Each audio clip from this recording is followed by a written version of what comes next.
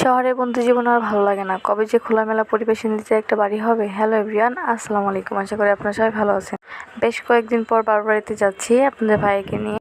যাওয়ার আগে বাজারে নেমে বড়শি কিনছিলাম, যেহেতু উনি আজকে যাচ্ছে মাছ ধরতে আমাদের ওদিকে। এই ছোট ছোট বড়শিগুলো নিয়ে যাবে। দেখুন এই দোকানে কত ধরনের বড়শি আছে। কথা বলতে বলতে আমরা ঘাটে চলে আসলাম। নদীর পানিগুলো দেখুন, এত পরিমাণে পানি হয়েছে, আপনাদের ভাই তো ভয় পেয়ে বলে আমি আর কখনো এখান দিয়ে আসবো। নৌকা দিয়ে যাওয়ার মূলত কারণ ভিডিও করার জন্য। আর রাস্তাগুলো দেখুন কত সুন্দর করে ফেলছে।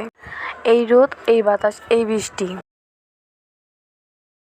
বাসায় চলে আসার পরে খাওয়া দাওয়া করার পরে এখন মাছ ধরার জন্য খাবার তৈরি করছে। রুটিতে ধরবে মাছগুলো। আপনাদের ভাইয়া এখানে বড়শি লাগাচ্ছে। কতগুলো সুন্দর সুন্দর মুরগির বাচ্চাগুলো কিনছে, কত কিউট লাগছে দেখতে।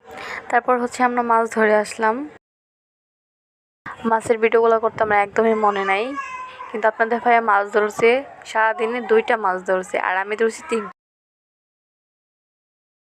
এখানে ছোট ছোট কতগুলো ছেলে ছিল, তারা আমাদের শাপলা উঠাই দিয়েছে। ওদেরকে আমরা টাকাও দিছি।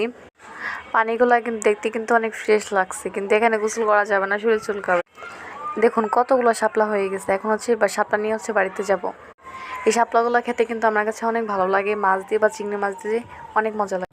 দেখুন ওরা কিভাবে গোসল করতেছিল। অনেক বেশি পানি থাকার কারণে মাছ কিন্তু খুবই কম উঠছিল।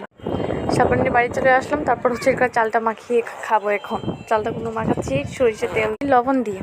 এই চালটা মাখাটা খেতে কিন্তু বেশ ভালো লাগছিল। ভালো সময়গুলো খুব দ্রুত চলে যায়, সময়গুলো যদি থেমে যেত। আর এই যে জিহাদ এত পরিমাণে টক খায় যা বলার বাইরে। আমার মা রান্না করতেছিল, লোটে শুটকি ভুনা করবে আর মুরগির মাংস রান্না করবে। মোটে একদিন থেকে তারপর বাড়িতে চলে আসছিলাম।